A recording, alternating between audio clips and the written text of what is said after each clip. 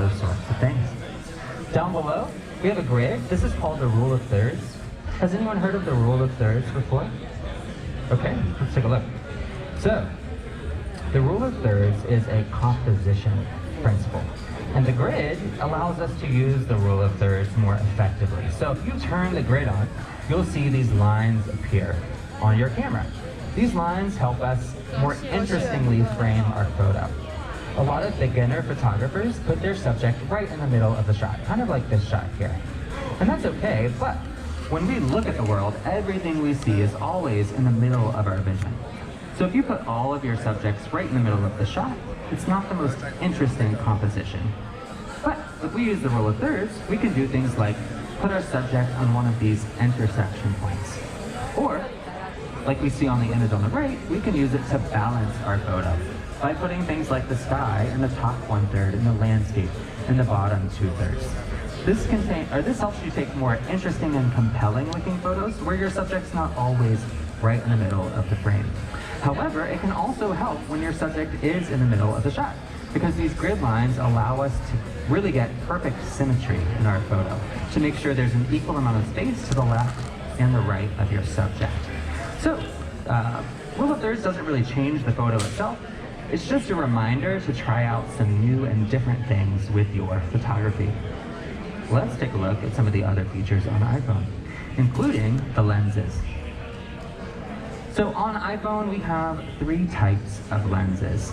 You have your ultra-wide lens, which on iPhone is represented by the 0.5 that we see at the bottom of the camera. This is like virtually backing up twice as far as you're standing. And it's really great for situations like when you're shooting indoors and maybe there's something behind you so you can't physically back up. This allows us to virtually back up twice as far. The wide-angle lens is the standard 1x lens, but on iPhone 15 Pro and 15 Pro Max, we can actually tap that button multiple times to choose between different types of focal lengths, and I'll show you that once we open the camera. Now you can choose between 24mm, 28mm, and 35mm, and that's specific to the 15 Pro and Pro Max. And then finally we have telephoto. And on modern iPhones, like the 14 Pro or 15 Pro, you'll see 2 different telephoto options. You'll see a 2x, which allows us to zoom twice as close. You'll also see, if you have a 15 Pro, a 3x lens.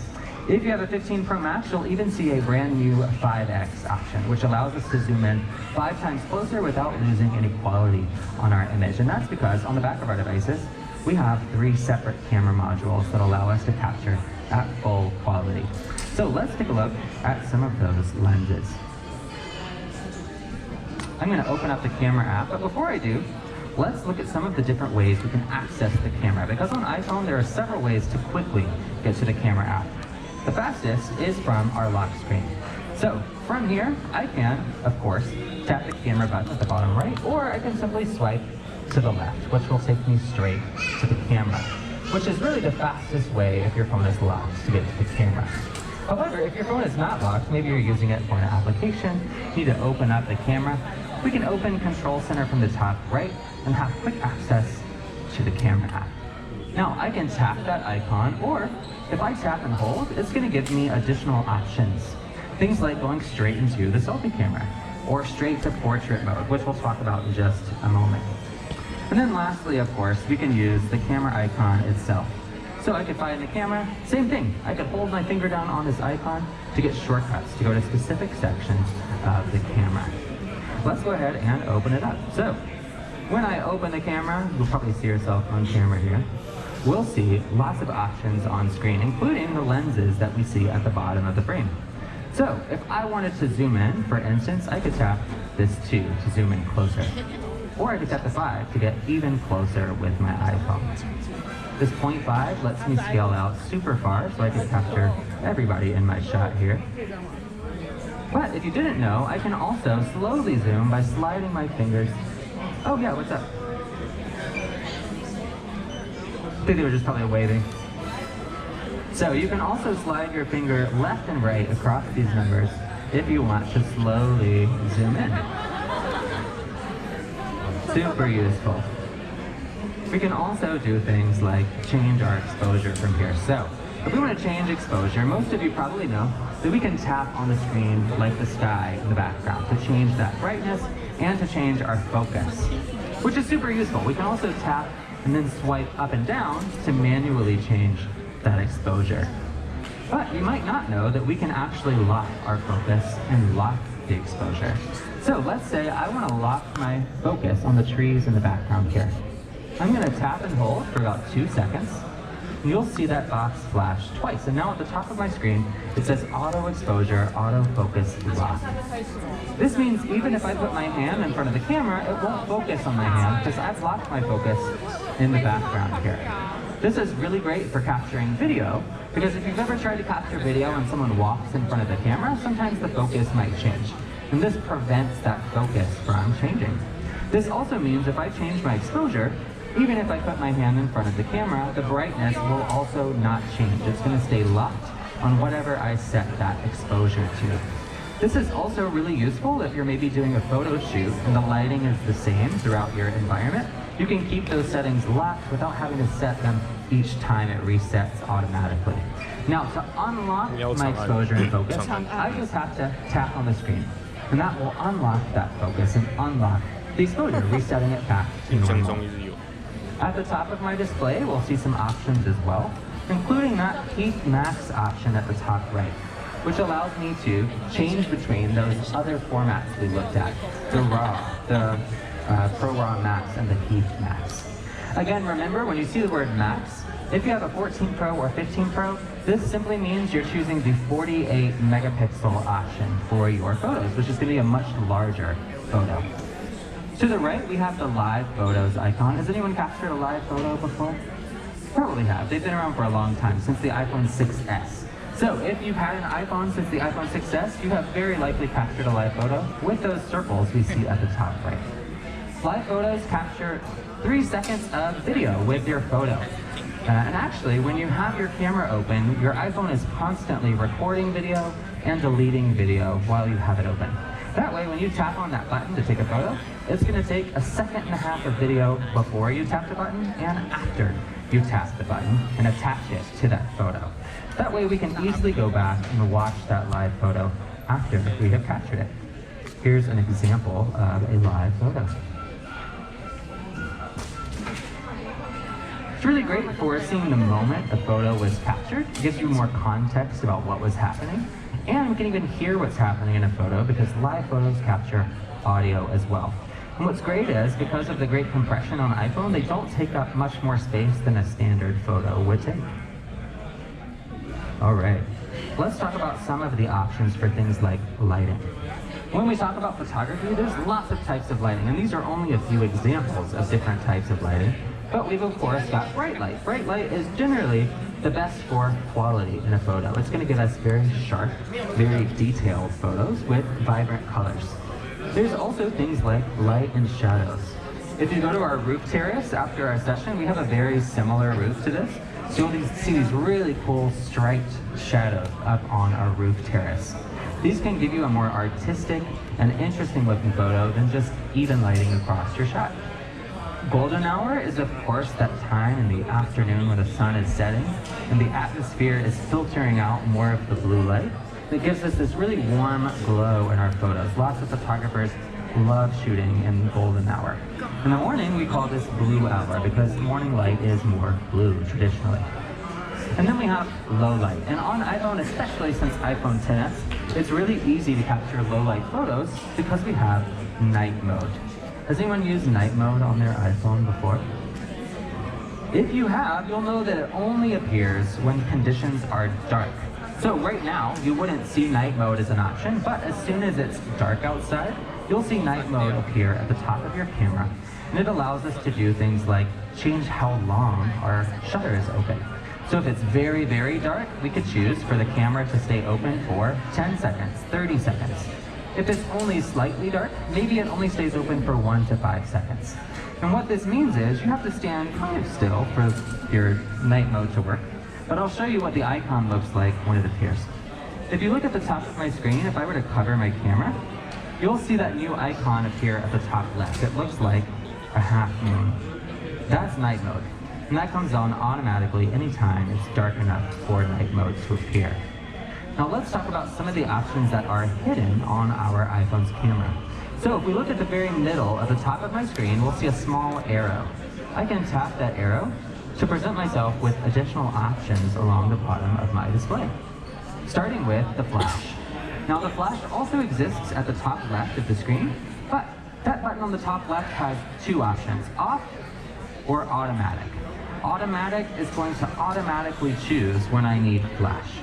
If I choose the option at the bottom, you'll see we have three choices. We have automatic, we have on, and we have off. If you want your flash to be on for every shot, you can choose that on option. And you'll see now the button at the top left turns yellow instead of white. Same thing with our live photos. Live photos give us three options: automatic, on, or off. Now I prefer automatic because your iPhone's gonna automatically try to decide whether it's a good shot for live photos. If you're taking a photo of a document, for instance, your iPhone may not record a live photo. Or maybe you took a photo and then started moving your iPhone. Once you start moving your phone, your iPhone will stop recording that live photo. That way you don't waste your space with a lot of motion blur in your shot. We also have access to photographic styles. So photographic styles is represented by the boxes that we see here. Depending on your iPhone, you may or may not see this option, but photographic styles are customizable photo filters. So for instance, I could swipe, and then I have this vibrant cool filter, but what makes it unique is I can customize this filter to be more warm or more cool. I could also customize to have more or less contrast. And you'll see the name of this filter changes depending on the settings that I choose for this filter. You'll know you have your filter turned on if you see the icon at the top right. And what's really cool is this icon changes to reflect your filter. So for instance, if I have a very warm filter, that icon will turn orange. If I have a cool filter, you'll see it turns blue, as a reminder of which filter I'm currently using on my phone. What makes these unique as well is that these filters leave skin tones looking natural. So it affects every color in your image except for skin tones. Skin tones stay the same. If we want to turn these filters off, we just swipe back to the left and choose standard. And you'll see after I close this menu that that button goes away. So now we know we're not using a photographic style. Next, we have aspect ratio. This lets us choose the shape of our photo. So 4:3 is the default option on iPhone, and it's going to give us the largest photo out of the three. But maybe you want to take a square photo, or maybe you want something 16:9 that would fit on a TV or a display. This gives us different size options depending on your needs. And then finally, we have a few more options. We've got exposure compensation. So exposure compensation gives us access to a dial that allows us to choose our exposure instead of tapping on the screen. This is really great if you want to be more precise with how you're changing the brightness of your photo. We also have access to timers. And timers let us choose a 3 or 10-second timer. You've probably used a timer before on your camera, but if not, when you take a photo, it'll count down from 3 or 10, and then once it hits the 1, it's going to capture that photo. If you have an Apple Watch, you don't really need a timer because you can activate your camera from your watch. But if you don't have an Apple Watch, it's a really useful feature for things like selfies or group photos. And then finally, we have our standard photo filters, which is represented by those 3 circles. These are more traditional photo filters that affect every color in an image and are not customizable. They're just standard photo filters. And that is the camera mode. Now, let's talk a little bit about portrait mode. Has anyone used portrait mode on their iPhone before? It's really, really useful. Portrait mode does a lot of really cool things scientifically, so we're going to talk about what it is and what it does. Portrait mode is directly to the right of your camera in the camera app. So if you look at the bottom of your camera, you'll see things like video, photos. You'll also see portrait. Portrait captures a 3D map of the scene. So what does that mean? It means that it can capture things like how far away your subject is from the background of the shot. which allows us to do things like blur the background of an image. Let's take a look at some examples of portrait mode. Portrait mode also allows us to relight our subject after we capture an image. So, they capture the photo with a full background. It looks like some trees. But because portrait mode understands how far your subject is from the background, we can do things like remove the background from an image and replace it with white or black. We can also do things like change how blurry the background is. So let's take a look at some examples of portrait photos. And just so you know where it is, you'll see it under Portrait to the right of your camera. And it even works with selfies. So we'll see things like the background blur immediately when we go to portrait mode. But let's take a look at some portrait mode examples. I'm going to go to my albums in the photos. And towards the middle of albums, we'll see portrait. This shows us all of the photos we've captured with portrait mode.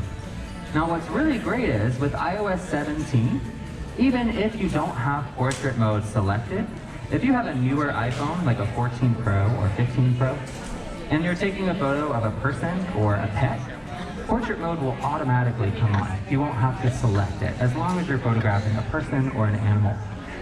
Really great, it's a new feature, and if you have a phone from last year or this year, that function will work. But let's take a look at some portrait photos here, like this one. Beautiful photo. And when I edit this photo, we'll see an option at the bottom that says Portrait. This portrait option gives me the ability to change the focus and the blur of the background.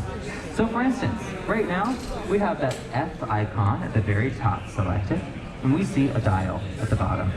This dial allows me to do things like blur the background of my image to get a more cinematic look. And with iOS 17, not only does it blur the background of an image, but I can tap the background to change my focus to a different area. So maybe you missed the focus by just a little bit when you captured with portrait mode. Now you can tap where you would like to focus, and your image will refocus, so you never miss a shot. It's pretty cool. We also have access to things like portrait lighting effects. We've got keyboard here, by the way, if anyone has any questions or needs any help. So let's take a look at another photo here. Maybe we look at this one. So let's say I wanted to remove the background from an image or apply a lighting effect. At the top left, you'll see a button that looks like a circle with a hexagon on the outside. This is portrait lighting effects. And I can do things like studio light. Studio light is going to fill in shadows on the face. This is really great if you're shooting an uneven lighting. Maybe there's some shadows on your subject's face from the bright light above them. Studio light is going to fill in those shadows to give you more even lighting across your subject's face. We also have contour light. Contour light is similar to contour makeup, and contour makeup in practice is doing things like putting lighter makeup on your cheekbones, or the bridge of your nose, or the center of your forehead, and having darker makeup around the outside of the face. This brings more attention towards the center of the face. You'll see if I turn this off and on, what that effect looks like. Really nice. It can be a little intense, so we have this slider to reduce the intensity of the lighting and blend it with the original a bit more. And then we also have some really cool options for additional lighting. So, stage light is going to remove the background of your image and put your subject under a bright light, almost like they were standing on stage under a spotlight. We have stage light mono, which does the same thing but with the contour lighting and a really beautiful black and white filter over the image. And then finally we have high key light mono. High key light mono applies the studio light for really bright, even lighting, a white background, and a beautiful black and white filter across the image. Now, sometimes you might want to disable portrait mode completely. Maybe you want to see the background in total focus. At the top of my display, we'll see the word portrait. If I tap the word portrait, this is going to turn off portrait mode and convert this back to a standard photo where everything is in focus together. And that is portrait mode. Now, if you come back to one of our video sessions, we have a section all about something called cinematic mode, which is basically the same thing but for video.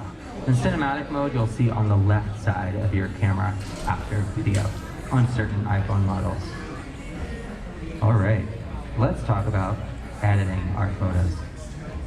So on iPhone, we have lots of editing tools, and editing is one of my favorite things to do to my photos because it really lets you bring your vision to life when we think about our photo. Maybe you like really bright, vibrant colors. Maybe you're a fan of black and white imagery. Maybe you like to get really creative with how you crop your images. We're going to take a look at some examples of editing on the iPhone. And I'll start with a raw photo. So I'm going to edit this shot. And I'll rotate my phone so we can see this nice and large on the display. And then we'll take a look at some of our editing tools. So, when we edit a photo, we'll see lots of options appear. And depending on the type of photo, you might see even more than this. For instance, portrait mode is going to give you those extra options. Live photos are going to give you extra options. But for a standard photo, we'll see adjust, filters, and crop. And we'll start with adjust. So the first tool we'll see is that magic wand, and this is the automatic adjustments tool. This is going to automatically try to apply some adjustments to your image. Things like the highlights or the shadows, the contrast, the color. In fact, when I tap on that button, you'll see it's automatically changed several of the other settings on our photo. We also have some variations we can choose from. So maybe I don't like the standard option that it shows. To the right of this magic wand, I can choose the dial. The dial is going to allow me to choose from different variations on this automatic adjustment. So maybe I want a darker adjustment or a brighter adjustment. This lets me choose what I'd like from the range of options that it gives me. Now maybe I like editing my photos on a more granular or specific basis. I can turn off this feature just by tapping the magic wand again, and